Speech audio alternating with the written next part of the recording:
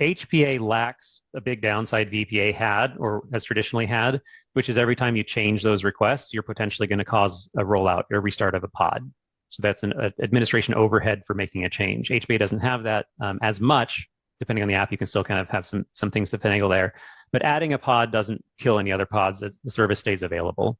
Oh, the other big one is that HPA doesn't have a ceiling. Or rather, it doesn't have nearly as close of a ceiling as Vertical Pod Autoscaler does. Because a pod can only vertically be scaled so far. Technically, it can be almost as big as the size of a node, but in Kubernetes, that's a very inefficient way to run pods. You want to keep this relatively smaller. And so you're going to run into a ceiling at some point with vertical scaling for a single pod.